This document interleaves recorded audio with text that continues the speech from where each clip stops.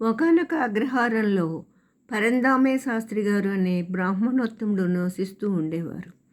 ఆయన మహాగస్తానిధిష్ఠుడు, పరమ చాందస్తుడు కూడా. అంతేకాకుండా మంచి భక్తిపరుడు. ఆయన ప్రతి ఉదయాన్నే సూర్యోదయాన్న సమీపంలో ఉన్న నదీ తీరానికి వెళ్ళి స్నానము ఆచరించేవారు. పూజా పునస్కారాలు అన్నీ ముగించుకొని తిరిగి వస్తుండేవారు.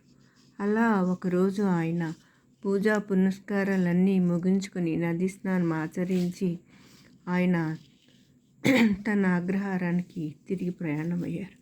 అయితే ఎక్కడ నుంచో దూరానున్న ఓ కుక్క ఆయన మోకాలికి తాకి వెళ్ళిపోయింది.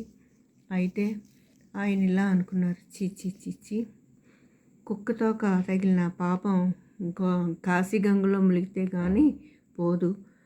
ఈ పాపం వదిలించుకోవాలంటే నేను కాశీ బయలుదేరాలనుకుని బయలుదేరారు.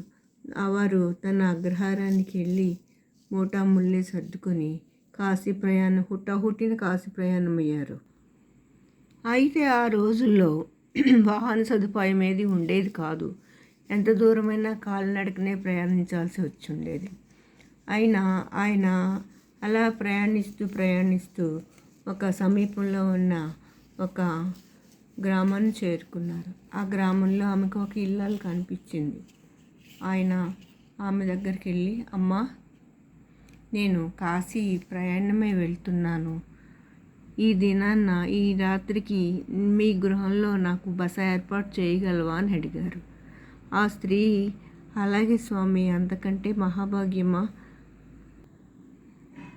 అయితే అమ్మా, నా సామాగ్రిని మీ ఇంట్లో పెట్టుకొని నేను స్నానం ఆచరించి వస్తానని చెప్పి ఆయన తెచ్చుకున్న సామాగ్రిని ఆమె గృహంలో పెట్టి దగ్గరనున్న నదీ తీరానికి స్నానం ఆచరించడానికి వెళ్ళారు. అయితే ఆయన ఆ నదీ తీరానికి వెళ్ళి స్నానం ఆచరించడానికి అన్నీ సర్దుకొని ఆయన స్నానం ఆచరించి తిరిగి మళ్ళా వెనక్కి వస్తుండగా అప్పుడప్పుడే చీకటి పడుతుంది. ఒక కుక్క అప్పుడే మల విసర్జన చేసి పరిగెట్టి వెళ్ళిపోయింది. శాస్త్రి గారు చూసుకోకుండా దాని మీద కాలు వేయడం జరిగింది.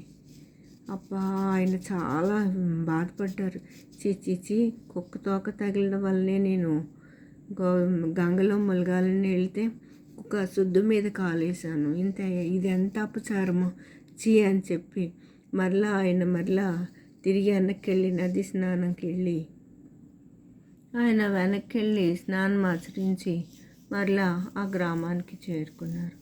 ఈలోగా ఆ ఇల్లాలు శుచి శుభ్రంగా మంచి పరమాన్నం చేసి ఆయన రాక కోసం ఎదురు చూస్తోంది. శాస్త్రి గారు రాగానే ఆమె ఇలా అంది, అయ్యగారు, కాస్త పలహారం చేశాను, భుజించండి అని అంది. ఆకు వేసి పరమాన్నం వడ్డించి ఇసునకర్ర పట్టుకుని ఇసురుతూ పరిచయం చేయసాగింది. అయితే ఆయన ఆహారం తృప్తిగా తిని బ్రేవుమని తెంచి, ఆహా అమ్మ, నీ చేతి పదార్థము మహాబాగుందమ్మా, మహా బెస్ట్గా ఉంది, చాలా బాగుందమ్మా అని ఎంతగానో మెచ్చుకున్నారు. ఆ తల్లి ఒకసారి అనుకుని, అయ్యో అయ్యగారు,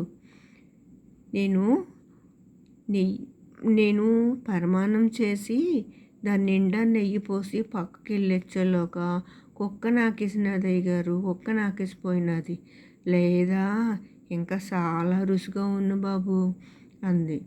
ఇంకా ఆ మాట వినేటప్పుడుకి శాస్త్రి గారికి పై ఆకాశము కింద భూమి ఒకటైపోయి సముద్రాలన్నీ ఘోషిస్తున్నట్టు ఇంకా వెంటనే లేచి తల పట్టుకొని కూలిపోయారంతే. అబ్బబ్బబ్బా, ఎంత అపచారం జరిగింది. నేను కుక్కతోక తగిలి కాశీగంగలో స్నానం చేయడానికి బయలుదేరితే కుక్క శుద్ధి మీద కాలేశాను. ఇప్పుడైతే కుక్క ఎంగిల్నే కడుపులో పెట్టుకున్నాను. ఇంతకంటే ఏముంది, ఇంకా నేను ఎన్ని చూడాలో ఇలాగా. నాకు ఏదీ వద్దు, తిన్నగా నా గృహానికి చేరుకుంటానని హుటాహుటిన ఆయన తన గ్రామం బయలుదేరారు. ఆయన అలాగా ఆ గ్రామం బయలుదేరుతూ చీచీచి అనుకుంటూ వెళ్ళిపోయారు. ఇంత ఛాందస్తం పనికిరాదేమో. అందరికీ నమస్తే అండి. Welcome to my channel కార్టూనట్స్.